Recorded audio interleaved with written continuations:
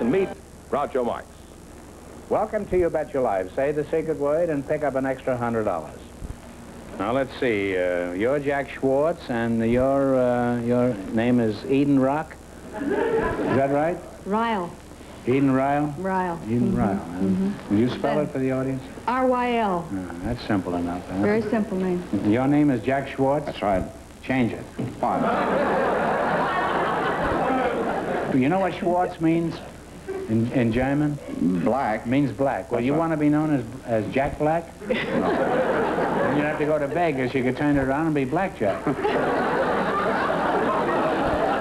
Are you Mrs. Ryl or Miss Ryl? Or? No, EdenRyl is my maiden name, and I use that in business. I'm really Mrs. Aiken. Oh, I'm sorry. I'm sorry to hear that. Why don't you take two aspirins? Why are you Aiken? Well, that's my husband's name. You mean your husband is Aiken, too? Huh? Must be a fine sight if both of them are at home, both sitting there aching. How long have you been married? 15 years. Well, you look pretty healthy for a woman who's aching. What kind of a racket are you in, Mrs. Ryl? Well, I'm president of EdenRyl Organization. We're sales consultants. Oh, well, congratulations. I haven't met a president in years, huh? How'd you get to be president? Were you nominated in Chicago? Well, you say you're a consultant? Yes. Well, who do you consult with? Well, we train salesmen in effective selling techniques. You sell trains? We train them, and then they make more money for their company because they know how to sell them more effectively. Oh, well, they don't work for you, huh? Oh, no, no. Oh.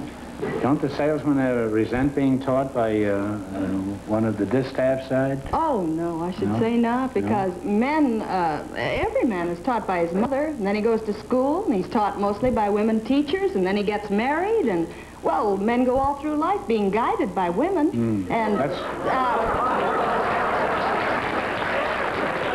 Now you know what's wrong with the country. Well, Eden, what are some of the specific things you teach these suckers? I mean, salesmen. One of the most effective techniques that we teach them is that the speech, because if a salesman mumbles, then he can't sell his product. If he mumbles, he can't sell his product. Yes, but if the customer can hear what he's saying, he certainly won't sell it. You better teach him to mumble. How do you get a salesman to speak distinctly? We have an exercise that the sentence that they say over and over again, high and low, fast and slow and loud and soft. Is that what they say? No, that isn't what they say, but that's the way they say it. Well, what is the sentence that they say? And how long a sentence is this? About 10 years? The sentence is, I don't know why I love you, but I do. Oh, there's a song years ago, wasn't it? I don't know why I love you like I do. I don't know why I do. You look like a girl who once threw me out of her apartment years ago.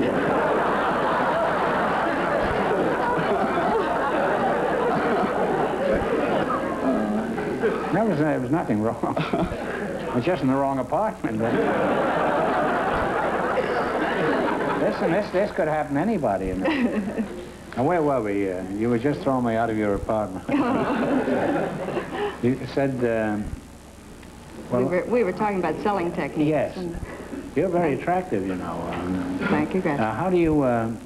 is this the one thing that you have them do all the time? I don't know why I love you like I do? Well, it's one of the important Do they complete the songs? Or you can go crazy just hearing the first line all the time. Well, it's enough for the exercise. It works for the exercise. Well, why is this exercise any better than, let's say, Docktown Strutter's Ball or some other song? Well, we use the sentence so that they can get variety. For instance... variety? You get that at the newsstand, right? The highs and the lows. So take this sentence and say it high and low. So we say, I don't know why. And then a man says this?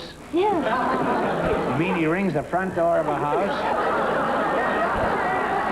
And he says, I don't know why. This is what he says in the Well, clinic. then they send for the police, don't they? You must have a lot of customers in jail, huh? Don't you remember the old story of the fellow who had a sore throat. And he went to the doctor. This is years ago. His doctor he lived in one of those frame houses, you know, in a small town. And he rang the bell, and the wife of the doctor, very attractive, came to the door. And she says, "What do you want?" He says, "Is the doctor in?" She says, "No, come on in."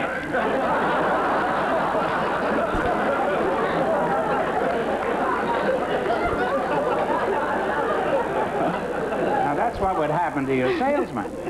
Well, after they do the high pitch... Then they do the low, which is, I love you like I do. And then we go fast and slow. I don't know why. I love you, but I do. Kiss me, you fool. Say, will you come to my house some morning and do that? Then we have it loud and soft. So it's... I don't know why. I love you, but I do. I can't stand this much.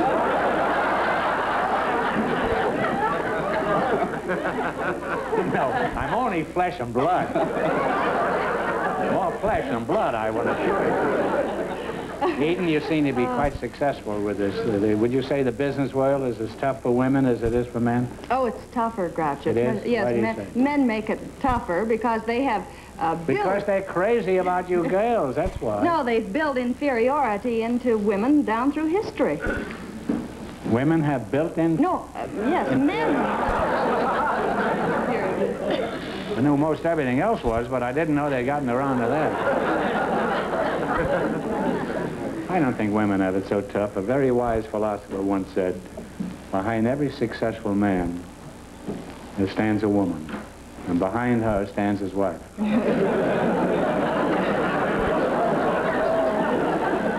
Jack, I'm sorry I kept you standing there all the time, but Eden is a very attractive woman, you know. Don't you agree with that? Yes, I do. What sort of work do you do, Jack? Or has some woman put you out of work? No, I'm an insurance salesman. Oh. Well, stop mumbling and tell me you love me.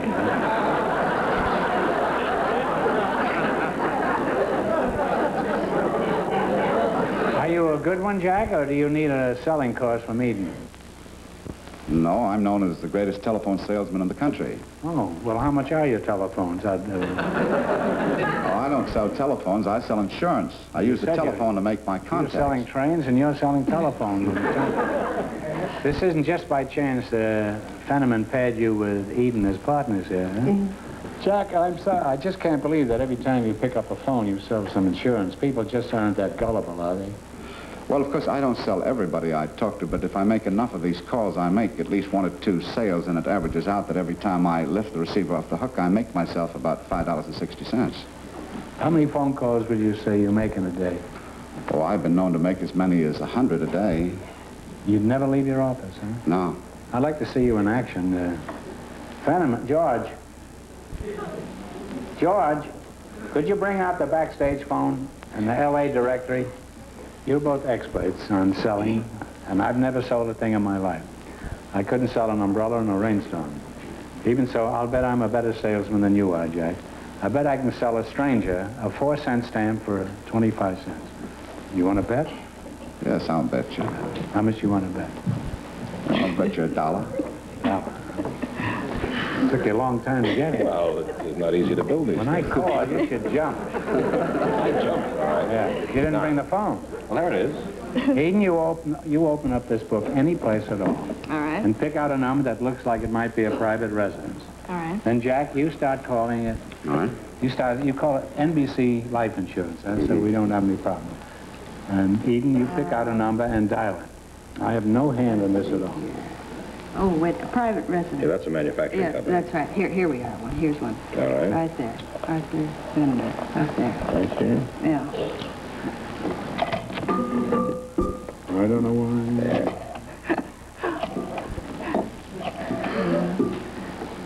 Pretty classy phone. I've never seen one like that. Princess. A new type? It's Arthur Bender.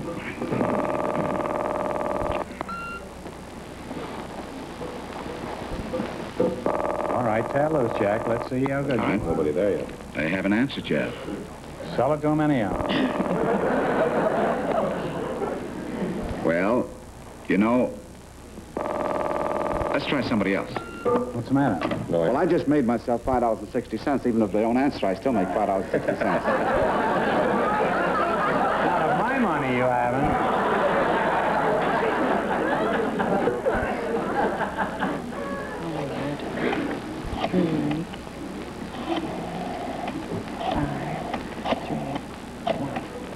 I don't have a phone like that.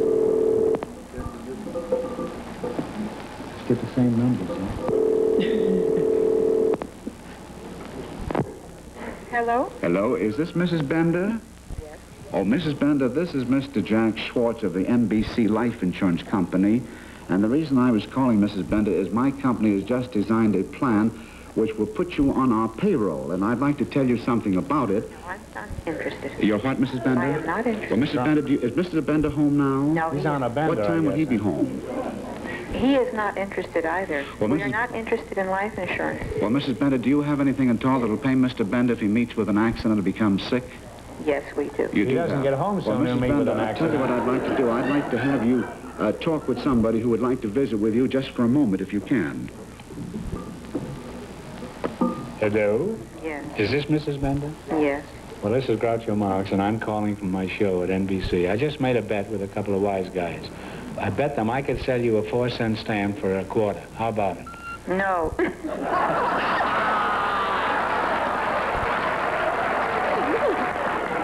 Now, that's a very unfriendly attitude. Would you pay a quarter for a I 4 don't cent? really believe in Groucho Marx. Well, you don't believe it's Groucho Marx? Don't you recognize my voice?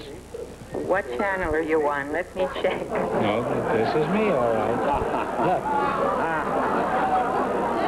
Look. Suppose I sent you a check for $1,000. Would you believe it then? I sure would. What do I have to do? Well, now that we know you can be bribed, suppose I just sent you a check for $500. Is that your price? For what?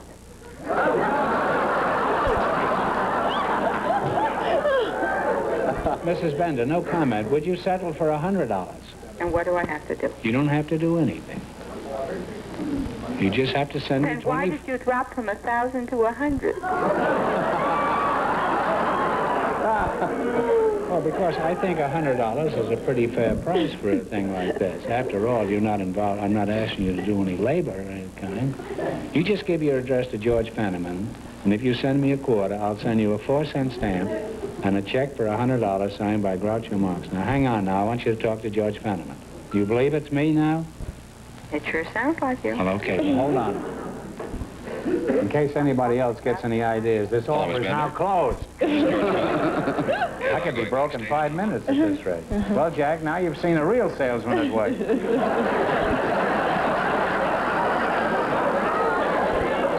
You see, the secret in selling is you've got to give the customer something for his money. Isn't that true? Yes, but you can't stay in business very long giving $100 away for a quarter. It's not difficult. There's no trick to it. I gave away $100. Won't cost me anything. I'm deducting it from Fenneman's salary. Well, it's been fun talking to you both, and my guess is the first thing in the morning, the bell system is going to be swamped with people wanting their phones jerked out. So let's see if you two can win some money legitimately. George, bring out the question. Step lively, George. You were very slow with the phone. Well, this is easy. Now, you understand the game, Yes. huh? What category did you choose? Nicknames and sports. Yes, famous right? names in sports. Do you know any Nicknames, sports, Eden? Very little, but he does. No, do you know any sports, I mean? Oh, yes, few. That was an old joke. You know, the fella says to the girl, he says, do you like indoor sports? And she says, well, yes, if they go home early. These are the easiest. They get progressively hot. Is this all right with you, Jack? Do you mind if I lean on your padding? No, just don't burn a hole in it, that's all. This is $200. What, this is? No, that is. For $200, what all-time great baseball star was known as the Big Train? A picture of the Washington team. You can help me, Eden. The picture of the Washington baseball, Waller Johnson. That's right. And you now have... I think he's probably the greatest pitcher ever lived. You know, he played his whole career with a team that was in last place.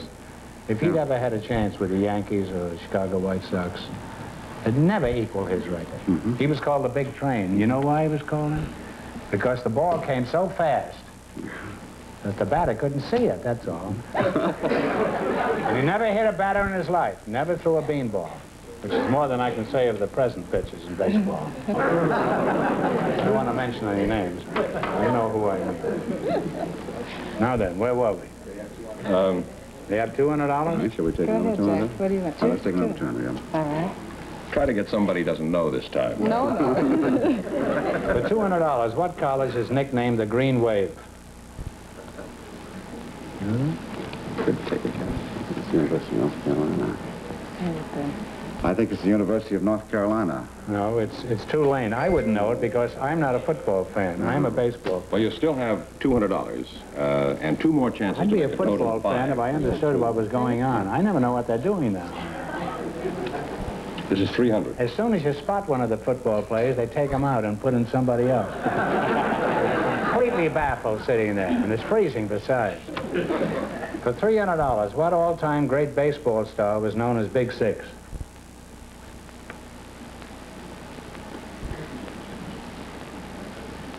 Why'd you pick this?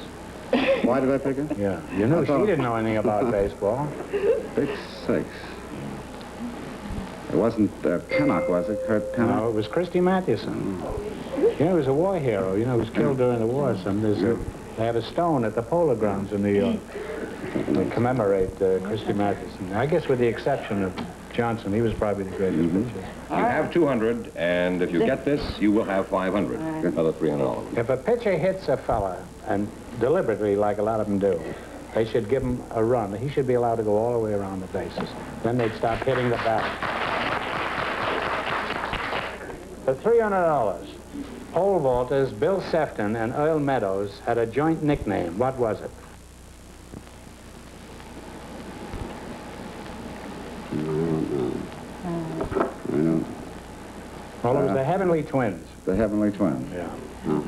Well, shall I tell them or you want to tell them? Tell them what? That they're not coming back. You're not coming back. Goodbye, honey. Goodbye, Groucho. Goodbye, honey. Oh, no. Lloyd Kino. Folksman plays and meet Groucho Marx. Welcome, say the secret word, and divide an extra $100. Barbara Winklepleck and Lloyd Kino. Now then, are you really Barbara Winklepleck? Yes, Groucho, Is there really a Barbara Winklepleck? I am she, Barbara Chichester Winklepleck. Isn't Barbara Winklepleck bad enough without adding Chichester? Why do you throw that in? It isn't so bad. Well, that was my maiden name, Groucho, and I have it on all of my legal papers and passports. Your maiden name was Chichester, Yes. and you got married, and now it's Winklepleck? Yes, sir. You certainly got the dirty end of that deal. I don't think so.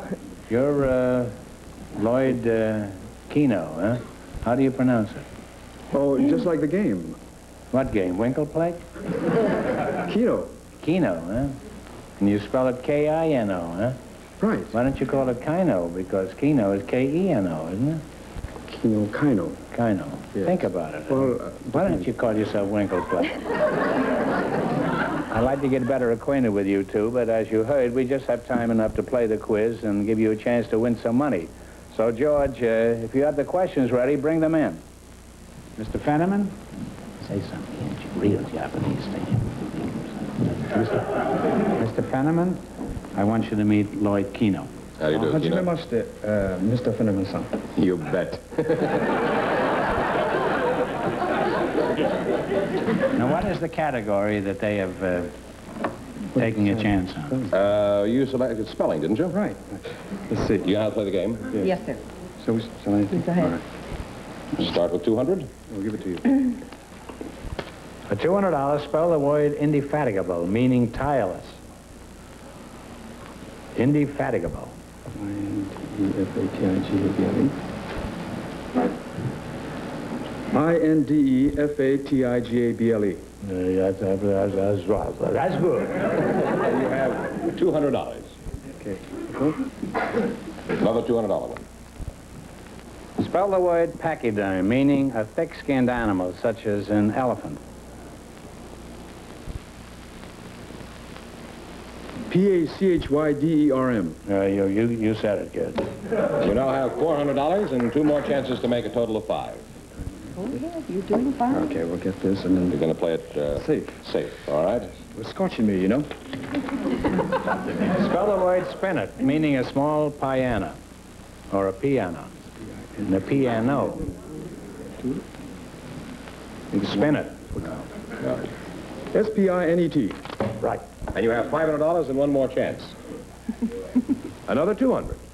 Spell the word commissary, meaning a store or restaurant or a place where civilians can come in and get stuff cheap even though they're not related to the captain.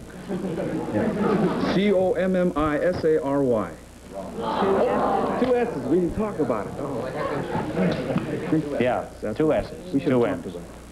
Well, I'm sorry, but how much do they win? Well, they got $500, so Well, that we'll see means them you get later a anyway. chance later at the big money. So, congratulations. Arrivederci. Ah, sayonara. Oh, sayonara.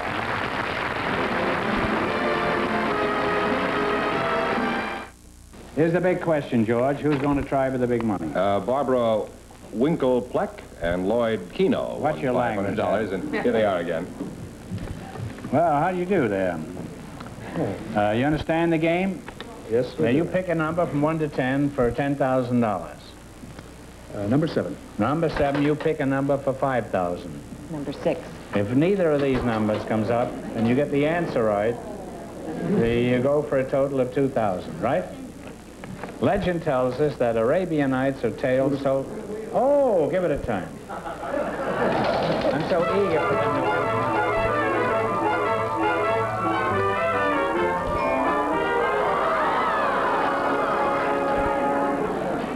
You know, if this wheel wasn't fixed, they'd have won it that day. I'm sorry, you had 6 and 7, it landed on 5, so we're going for a total of 2,000. Ready? Legend tells us that the Arabian Nights are tales told by a sultan's wife in order to postpone her own execution. For a total of $2,000, who is the famous woman who supposedly tells the tales from the Arabian Nights? Talk it over.